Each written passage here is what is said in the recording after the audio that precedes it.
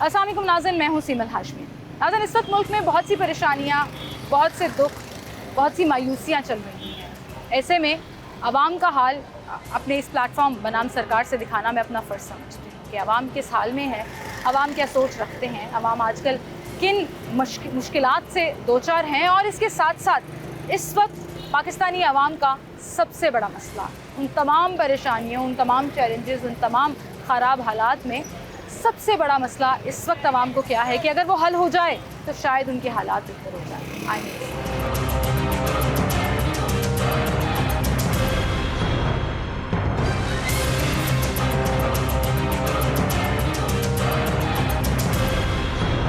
नाज़रीन, जहाँ चले जाएं, जो भी टॉपिक रख लें, कोई भी सवाल कर लें, आवाम इस वक्त सिर्फ रो रहे हैं अपने हालात, अपनी जेबें टटोल रहे हैं कि क्या जितने खर्चे हो रहे हैं उतना कमाया जा रहा है, उतना रोज़गार मिल रहा है, क्या बैलेंस कर पा रहे हैं वो ज़रूरियात ज़िंदगी में, आसाइशों में नहीं, लग्जरीज़ में नहीं, अय्याशियों में नहीं, सिर्फ बिजली के बिल देने हैं, घर का किराया देना है, बच्चों को स्कूल भेजना है, दवाइयाँ लेनी है, किचन की ग्रॉसरी लेनी है, ऐसी बेसिक चीज़ें जो वो पूरी नहीं कर पा रहे। तो फिर किस तरफ से उनको सुकून का सांस आएगा, किस तरफ से हालात बेहतरी की उम्मीद नज़र आएगी। फिर वो देखते हैं ओहदेदारान की तरफ, हुक्मरानों की तरफ, हालात की बेहतरी के लिए अल्लाह ताला से दुआ करते हैं, लेकिन उसके साथ साथ उम्मीद रखते हैं कि शायद आने वाले दिनों में हालात बेहतर हो जाएं। लेकिन फिर एक और बम गिर जाता है, कभी वो बिजली का, कभी वो पेट्रोल का, कभी वो आटे का, कभी वो चीनी का। समझ नहीं आ रही है कि हम किस तरफ जा रहे हैं। ऐसे में आवाम क्या समझते हैं कि कौन सा एक मसला है, एक ऑप्शन अगर उनको दी जाए कि कोई एक मसला हल हो जाए, और वो बड़ा मसला है क्या। मुझे लगता है आज के शो में ज़्यादातर लोग बिजली के बिलों की बात करेंगे, लोग बेरोज़गारी की बात करेंगे, लोग ये बताएंगे कि हमारे बच्चे स्कूल नहीं जा पा रहे, गुजारा नहीं हो पा रहा है। चलते हैं आवाम के पास और उनसे बात करते हैं।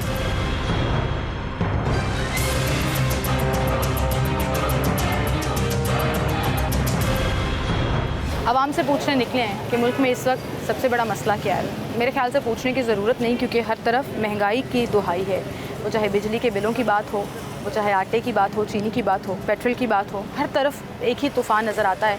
लेकिन वो तूफ़ान सिर्फ आवाम के लिए है। वो ऐसा लगता है कि बिल्कुल ज़मीन पे जो लोग हैं वो इस तूफ़ान को फेस कर रहे हैं, और उससे ऊपर एक लाइन है जिससे ऊपर लोग हैं जिनको शायद फ़र्क नहीं पड़ रहा, समझ नहीं आ रही, देख नहीं पा रहे, या उससे मुतासर नहीं हो रहे हैं। लेकिन हर आदमी जो है वो इस वक्त अपने हालात से, अपने इर्द गिर्द के माहौल से परेशान है, दुखी है, मायूस भी है। यहाँ पर एक चाचू हमारे साथ मौजूद है। अस्सलाम वालेकुम। वालेकुम सलाम। क्या हाल है आपका? शुक्र अल्हम्दुलिल्लाह। अगर इस वक्त मैं आपसे पूछूं कि मुल्क का सबसे बड़ा मसला क्या है? बिजली ਦੇ ਬਿੱਲ ਹੀ ਨਹੀਂ ਇਹੀ ਖਾਂਦੇ ਨੇ ਪਾ। ਉਹ ਵੱਡੇ ਵੱਡੇ ਜਿੰਨੇ ਅਫੀਸਰ ਨੇ ਉਹਨਾਂ ਨੂੰ ਮੁਫਤ ਕਿਉਂ, ਉਹ ਗਰੀਬ ਨੇ ਜਾਂ ਯਤੀਮ ਨੇ, ਤਨਖਾਹਾਂ ਨਹੀਂ ਲੈਂਦੇ, ਆਪਣੀ ਤਨਖਾਹ ਚੋਂ ਪੂਰੇ ਨਹੀਂ ਕਰ ਸਕਦੇ।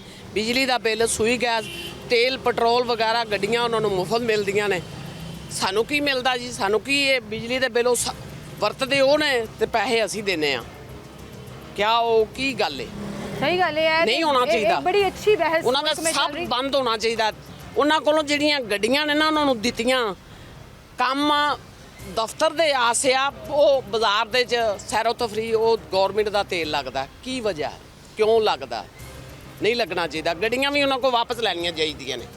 ਗੱਡੀਆਂ ਵੀ, ਤੇਲ ਵੀ ਨਹੀਂ ਉਹਨਾਂ ਨੂੰ ਮਿਲਣਾ ਚਾਹੀਦਾ, ਨਾ ਉਹਨਾਂ ਨੂੰ ਗੈਸ, ਨਾ ਉਹਨਾਂ ਨੂੰ ਤੇ ਬਿਜਲੀ ਦੇ ਯੂਨਿਟ ਮਾਫ ਕਰਨਾ ਚਾਹੀਦਾ। ਗੱਲ ਤੇ ਤੁਸੀਂ ਸਹੀ ਕਹਿ ਰਹੇ ਹੋ। ਮਕਰੂਜ਼ ਮੁਲਕ ਅਸੀਂ लोगों को जाके पैसे असी लेने 25-30 लाख रुपया तनख्वाह लेंदे ने। किस चीज़ दे लेंदे ने? देखो गरीब मुल्क सानू कहंदे ने ना कि टैक्सेस लाने ने, फलां टैक्स भी लाता, फलां टैक्स भी लाता, तो फिर सिर्फ आवाम वास्ते आउन तो पहलों आंदे ने जी यही तुहानू 400 यूनिट या 300 यूनिट फ्री देंगे।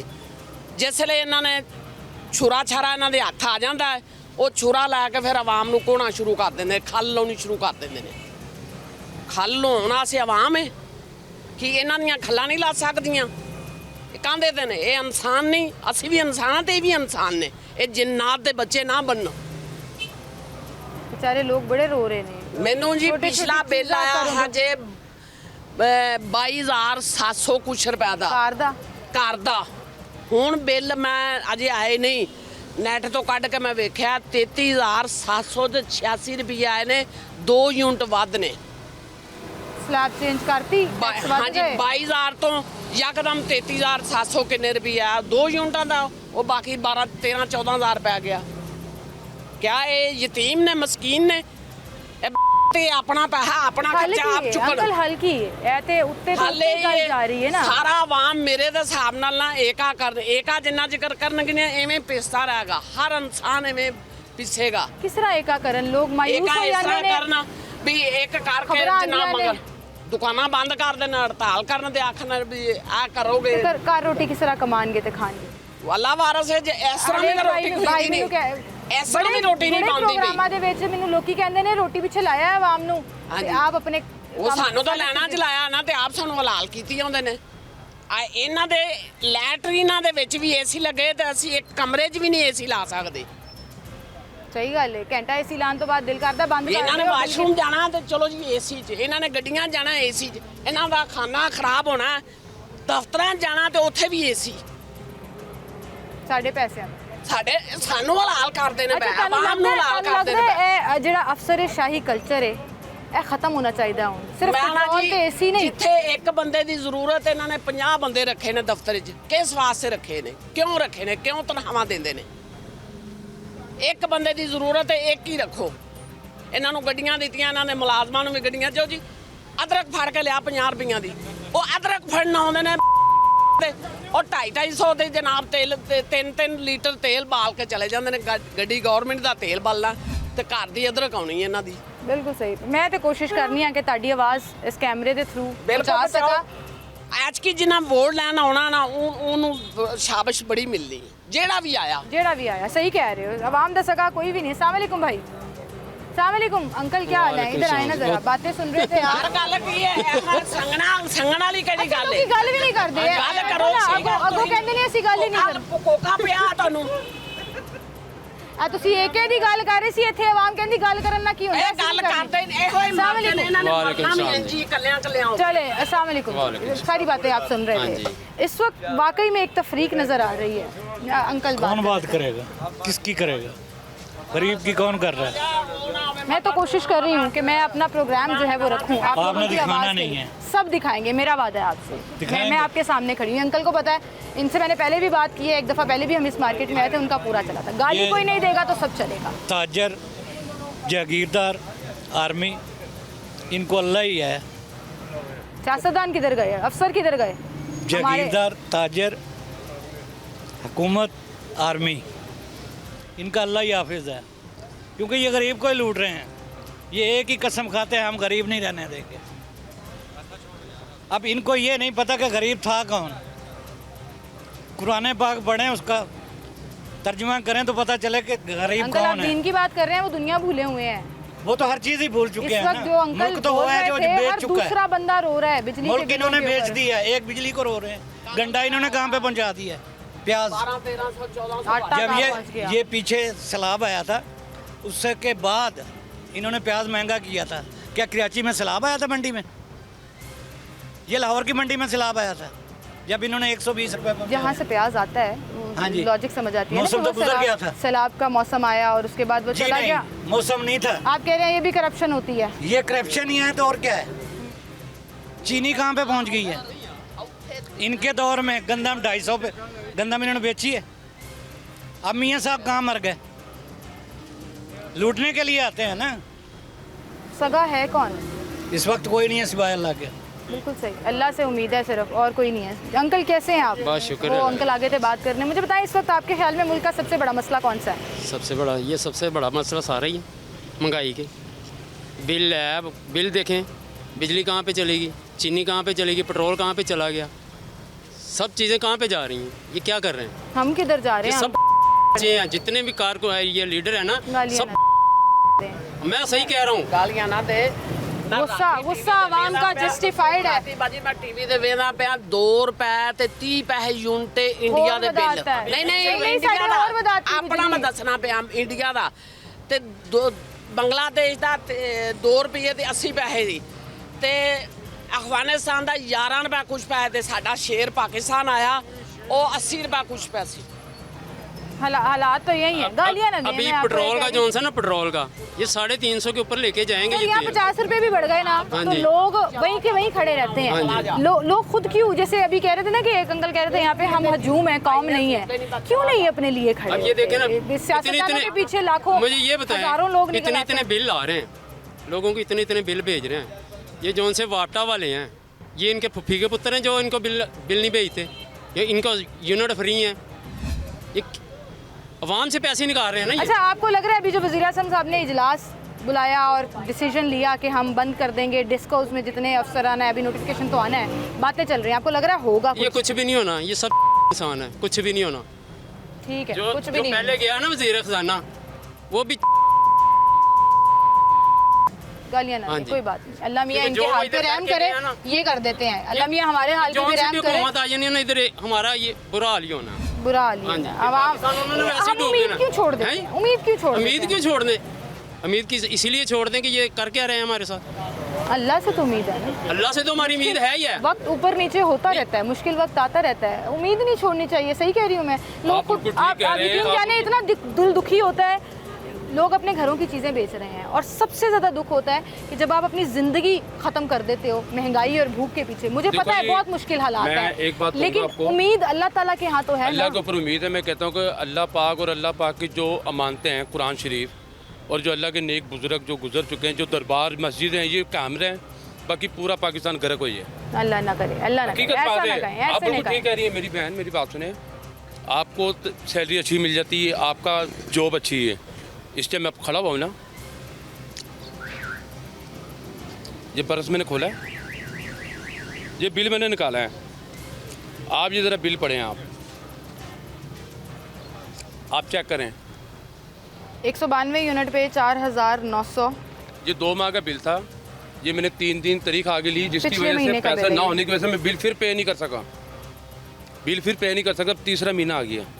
ये 2 माह का बिल है और अभी भी मेरी जेब में ये सिर्फ 50 रुपये। कारोबार है नहीं, कारोबार है नहीं। अब मुझे ये बताएं, ये जो वज़ीर बैठे हुए हैं, मैं किसी को गाली नहीं बक रहा, ना मैं बदतमीज़ी कर रहा हूँ, इन सब से इनकी प्रॉपर्टी छीनी जाए, इनको सड़क पर खड़ा किया जाए, इनको बताएं कि ये मजदूरी करो, ज़रा आपको पता लगे मजदूरी किस तरह की जाती है। अगर आप शाम को मजदूरी ना 6 भी कराए ना, आप कहते हैं 32,000 आपने तनख्वाह फिक्स कर दिया, 32,000 रुपया उनको पकड़ा दें कि महीने का गुजारा करके दिखाएं, नहीं हो सकेगा। और 32,000 के तो उनके बच्चों के पैम्पर ही आएंगे। उन्होंने कौन से कोई भी आम पैम्पर लगाने बच्चों को, ये 20-25 रुपये वाले हैं, उनके तो पैम्पर ही अच्छे होते हैं। उनका तो परफ्यूम नहीं अमान है, उनका तो परफ्यूम ही, मेरी बहन, लाखों रुपए का परफ्यूम है। हमारे पास है पसीने की बदबू है, उनके पास है परफ्यूम की खुशबू है, जो लाख लाख रुपए का परफ्यूम लगाते हैं। आप बिल्कुल सही कह रहे हैं, और मैं शर्मिंदा हूँ कि हम और इन दूसरी हालात बात ये को रहेगी, पहुँच गए हैं आप दूसरी कि बात ये- हमारे बुजुर्ग जो हैं अब ये हमें वापटा वाले, LGA वाले, कोई भी गवर्नमेंट जॉब ले लें आप, पहले वो हमें खाते हैं, जब वो मर जाते हैं फिर उनकी बीवी बच्चे हमें खाते हैं। उनको भी जो वो दी जाती है पेंशन, जो बैंक से दी जाती है उनके बच्चों को, मुझे ये बताएं, पहले वो खुद खा गया। ये रेडी वाले खड़े हुए, इनसे महीना लेते हैं, LGA वाले, कारपोरेशन वाले, जो भी हैं, गवर्नमेंट महकमे की बात कर रहा हूँ, पहले वो खुद खाते हैं, जब वो मर जाते हैं फिर उनकी बीवी बच्चे हमें खाते हैं। हमें टैक्स देना पड़ रहा है, हर चीज़ का टैक्स दे रहे हैं, हम साबुन का टैक्स दे रहे हैं, घर में कोई भी चीज़ ला रहे हैं हम टैक्स दे रहे हैं। सही टैक्स कह के रहे बगैर हैं। नहीं। एक दौर होता था कि हर कोई सरकारी नौकरी के पीछे भागता था क्योंकि ये पर्क्स मिलते हैं, ज़्यादा हर क्या- जॉब की अपनी पर्क्स होते हैं। अंकल आप सही कह रहे हैं, लेकिन आज हालात ये आ गए हैं कि लोग अयाशियों से लेकर जो बेसिक नेसेसिटीज़ हैं एक जॉब की, उसको भी काउंट कर रहे हैं। मतलब अब आपको ये भी लग रहा है कि वो पेंशन क्यों दे रहे हैं, आप वो फ्यूल क्यों दे रहे हैं, हमारी आप पाकिस्तान की वो बिजली के फ्री यूनिट्स क्यों दे रहे हमारी हैं। पाकिस्तान की पाक फौज बिल्कुल साफ़ है, मगर इन लोगों को, ये लोग ना, इनके लोगों में बात आ गई, वो गंदा समझ रहे हैं इनको, ये गंदे नहीं है। मगर पाक फौज को भी चाहिए कि कंट्रोल करें थोड़ा सा। वो कहते हैं हम सियासत में मुदाखलत नहीं सबको करेंगे, निकाल सियासी के ना- इदारा नहीं है वो हाँ, इन सबको वो ये निकाल कहते के हैं। ना- बहुत शुक्रिया जी आपका, आप हमारे साथ मौजूद थे, अपने हालात से आगाह कर रहे थे, और यकीन करें कि मैं एकदम चुप हो गई जब वो बात कर रहे थे और कह रहे थे कि जेब में 50 रुपये हैं, बिजली का बिल 2 माह से अदा नहीं किया, तीसरे महीने का आने वाला है। हालात इस वक्त इतने मुश्किल हो चुके हैं कि लोगों को समझ नहीं आ रही कि घर 2 वक्त की रोटी लेकर जानी है तो कैसे लेकर जानी है। उसमें से कुछ पैसे किराए के लिए बचाने हैं, कुछ पैसे बिल के लिए बचाने हैं। हुकूमतों का कंपैरिजन शुरू हो जाता है, लेकिन यकीन जाने हालात इस नहज पर कभी नहीं पहुँचे थे कि सफ़ेद बालों वाले लोग, बूढ़े बुज़ुर्ग लोग अपने हाल को रो पड़े, अपना बटुआ खोल कर दिखा दें कि किस मकाम पर हम आ गए। क्या कोई है जो आवाम के इन सवालों का जवाब दे सके या एटलीस्ट सुन भी रहा है? किसी को नज़र आ रहा है आवाम किस हालात में? एक छोटी सी ब्रेक लेते हैं, दोबारा हाजिर हैं।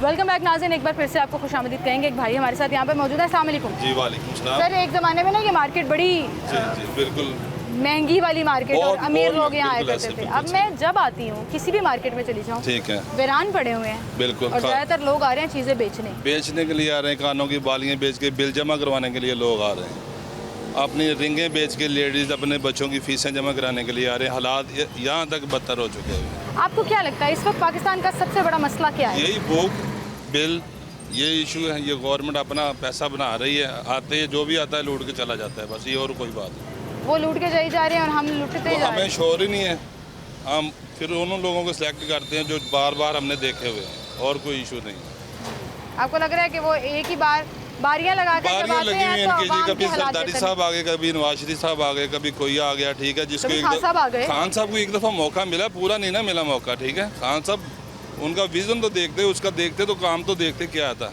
जो उसने जो भी बात की है उसके अंदर जितनी भी बातें हैं उसमें काफ़ी सारा आवाम को रिलीफ मिला है। सबसे ज़्यादा करप्शन खान साहब के दौर में हुई, सबसे ज़्यादा कर्जा पाकिस्तान ने खान साहब के दौर में लिया, PDM के सबसे दौर ज़्यादा में, PDM IMF के दौर नहीं, नो, नो, PDM के खान दौर साहब के दौर में। फैक्ट की बात कर रही हूँ मैं, ठीक है। पाकिस्तानी ठीक फैक्ट नहीं है। है, दुनिया के फैक्ट की ठीक बात है। कर रही हूँ, ठीक है। सबसे ज़्यादा करप्शन ठीक है। नंबर गिर गया पाकिस्तान का खान साहब के दौर में हुआ, तो गलतियाँ वहाँ भी थी। ये शिवाजी शरीफ के दौर में कुछ नहीं गिरा, बहुत हुआ, फिर? करप्शन वहाँ भी हुई। देखो, मैं बिल- आपको बता रही हूँ सब एक जैसे। बिल कहाँ से कहाँ आ गया वो आपको लगा ना। पब्लिक से पूछो क्या कह रही है, आवाम इनकी यही आवाज़ कह रही है। आवाम तो यही कह रही है। कि हमें नाम बिल नजर की ही नहीं आ वजह रहे से किसी को। 8 से 10 लोगों ने खुदकुशी की है सिर्फ बिल की वजह से। कोई मोटरसाइकिल बेच के बिल जमा करा रहा है, कोई बालियाँ बेच के बिल जमा करा रहा है, किसी के बाद बच्चों की। आपको क्या लगता है इस नाउमीदी का हल क्या है? गवर्नमेंट को ये काम ऐसा करे जिससे ठीक हो जाएंगी चीज़ें, या एक काम वो क्या गवर्नमेंट होगा? पे तवक्को किसी की भी नहीं है। अल्लाह पे अगर किसी का यकीन है तो उसका चूल्हा चल रहा है, ठीक है। गवर्नमेंट चाहती तो सब कुछ फना कर देती जो सूरत हाल चल रही है। फिर ये ठीक भी इस मायूसी में कोई तो उम्मीद है किरण होगी। टोटल अवाम 24 करोड़ अवाम मायूस बैठी इस वक्त। बताओ मुझे, कोई भी बंदा कहते गवर्नमेंट सही चल रही है, जो भी आता है अपने अपने फ़ायदे के लिए आता है, अवाम का कोई भी नहीं सोचता। कैसे सोचेगा आवाम? जो अवाम का सोचें, जो अवाम का राइट बनता है, चीज़ें सस्ती, आटा घी चीनी, किचन की जो महंगाई प्रोडक्ट कम कर दें। महंगाई कम ठीक करें है। वो सबसे बेहतर है। किचन की जो प्रोडक्ट है, कम से कम खाने पीने की, बच्चों की स्कूल, अब प्राइवेट स्कूल और सरकारी स्कूल में कितना डिफरेंट आ रहा है, ठीक है। ये सरकारी स्कूल को वो एमएच के ऊपर लेके आए तो जो अपना प्राइवेट स्कूल है वो बच्चों की फीसें माफ़ हो गई ना ऑटोमेटिकली। उधर इतनी फीसें जमा कराएं या उनको खाने दें, ये तो दो वक्त में गुजारा बहुत मुश्किल हो गया है। बिल्कुल सही कह रहे हैं।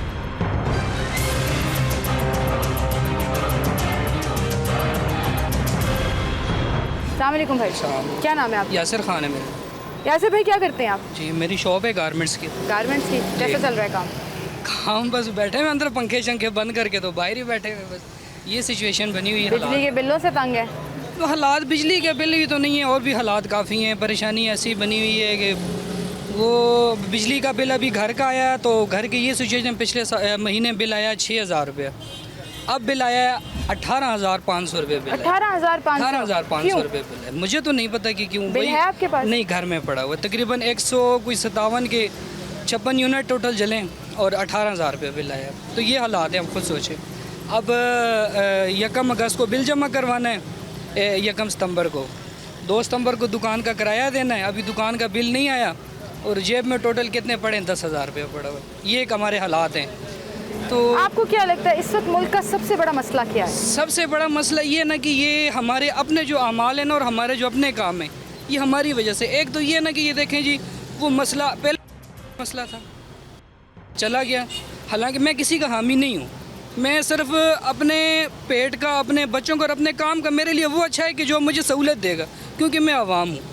मेरे हिसाब से देखें, आप मुझे सच बताएं, मैं आपसे पूछता हूँ कि कोरोना में कितने बुरे हालात थे। यही बात है, कुछ नहीं चल रहा था, लेकिन ये वक्त हम लोगों ने नहीं देखा। नहीं देखा। ये आए, इन्होंने 16 माह में मुल्क का बेड़ा गर्क करके अपने केस सारे साफ़ सुथरे करके, चाहे वो जरदारी है, नवाज शरीफ है, शहबाज शरीफ है, सारे हैं, ये हर बंदे को पता है कि ये किस लिए आए थे और इनको क्यों लाया गया था। अभी आज वो कहाँ है? निगरान सेटअप में तो ऐसा लग रहा है कि लकीरें निकल गई हैं ना। नहीं, निगरान सेटअप के देखे ना, बात सुने, अब वो कब्र खोद के वो तो चले गए थे, अपना सिस्टम कहाँ पे, शहबाज शरीफ कहाँ है, इसहाक डार कहाँ है, 5 साल की अपनी जो उसकी वो रहती थी, सारा कुछ अपनी वो जो सेनेट के उसके रहते थे, सारा कुछ वो अपने सारा कुछ लेके तो कहाँ पे चला गया। इस मुल्क में जो इस सियासतदान मुल्क खुद के गर्ज हैं, जिम्मेदार जो ये खुद सबसे गर्ज बड़ा हैं, मैं मसला। आप एक बात और करता हूँ कि इसके सबसे बड़े जिम्मेदार हम लोग खुद हैं, क्योंकि हमने इन लोगों को ना अपने ऊपर खुद मुसल्लत किया हुआ है, खुद हमने मुसल्लत किया हुआ है। कब ये लोग जागेंगे? ये अब हम कसम खुदा की रोना आता है,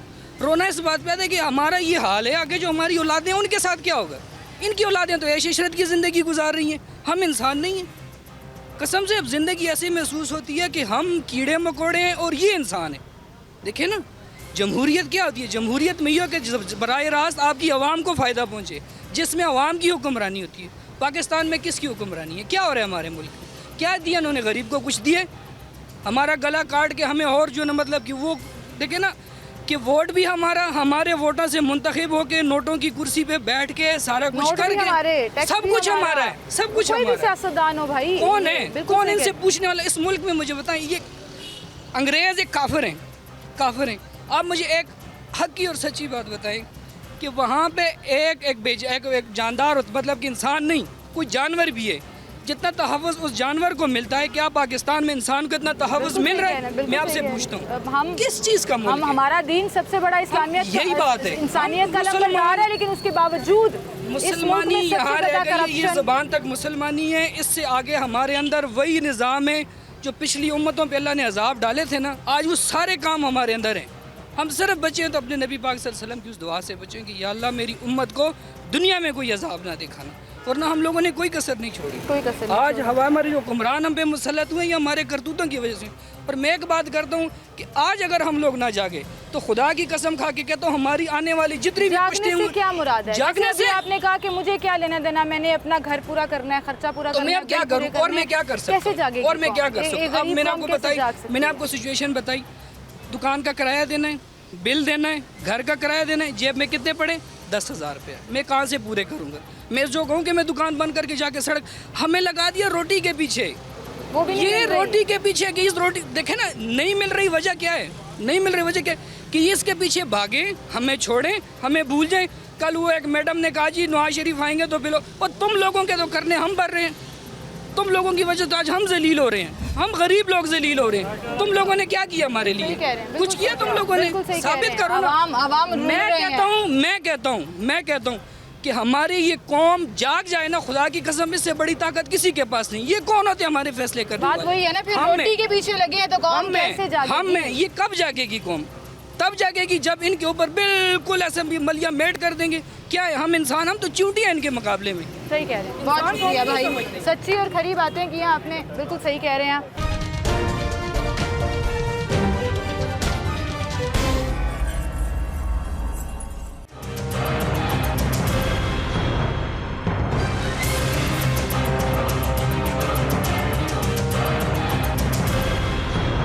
वेलकम बैक नाज़रीन, एक बार फिर से आपको खुशामदीद कहेंगे। मैं कोशिश करती हूँ कि हमेशा बनाम सरकार के अब प्रोग्राम को आवाम के लिए आवाज़ बना दूँ, और आवाम के जो सवाल हैं, जो परेशानियाँ हैं, जो हालात हैं, टॉपिक कोई भी हो वो ज़रूर उसमें हम डिस्कस करें। और आज का हमारा बड़ा सिंपल सा टॉपिक है कि आवाम की नज़र में पाकिस्तान का सबसे बड़ा मसला क्या है, पाकिस्तान में इस वक्त सबसे बड़ा इशू क्या है कि अगर वो सॉल्व हो जाए तो शायद ज़िंदगी आवाम की आसान हो जाए। अस्सलाम वालेकुम जी। वालेकुम भाई क्या हाल है आपके? अल्लाह के क्या नाम है आपका? शेख उमर फारूक। अस्सलाम वालेकुम खान साहब, क्या हाल है आपके? ठीक है आप शेख साहब, मुझे बताएं, इस वक्त आपने मेरा सवाल तो सुना ही होगा जो हमारा टॉपिक है कि पाकिस्तान का सबसे बड़ा मसला क्या चल रहा है, आपको क्या लगता है?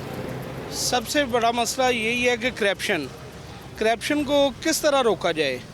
ये अब बिजली का मसला है कि वापडा के बिलों में बहुत ज़्यादती की गई है। ये ज़्यादती किस तरह रुकेगी कि जो सरकारी मुलाजमीन हैं या कि वापडा के मुलाजमीन हैं, इनके यूनिट रोक करके मसाजिद को फ्री यूनिट दिए जाएँ ताकि बरकत वाला भी काम हो और हमारी जो मसाइल हैं वो ऐसा इन मसाजिद की बरकत से जो है ना वो क्लियर हो सकें। ना कि आप अपने कह रहे हैं ऊपर के लेवल पर करप्शन है और आवाम के लेवल पर सबसे बड़ा मसला जो है वो महंगाई है। देखेंगे ऊपर का लेवल जो है नीचे से हम ठीक करना शुरू करेंगे तो ऊपर तक पहुंचेंगे।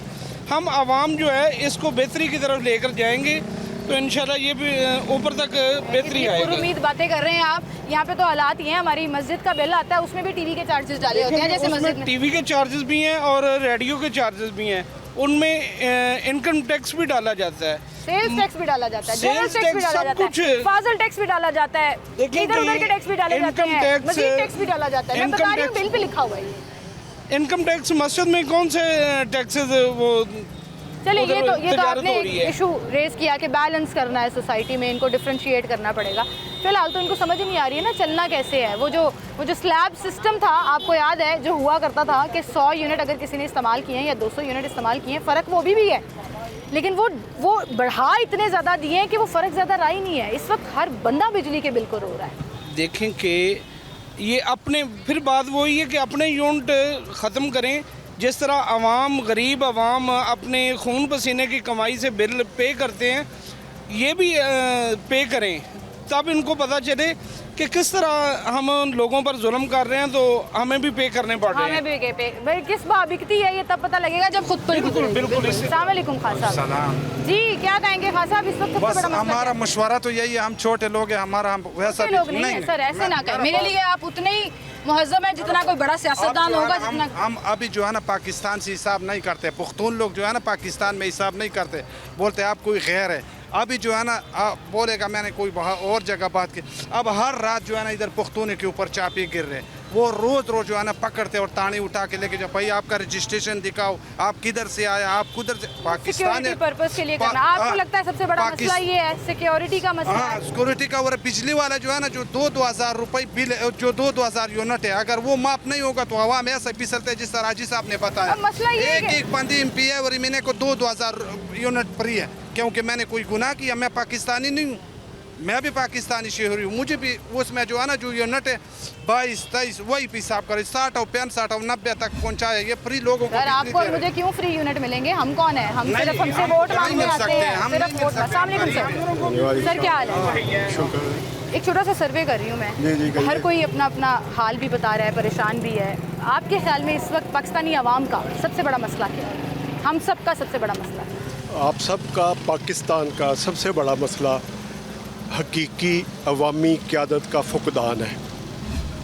जो लोग ड्रामा करके अब मुझे वोट दो, फ़कीरों की तरह भीख मांग के वोट लेते हैं, आपको पता है मंगता कभी किसी को कुछ नहीं दे सकता।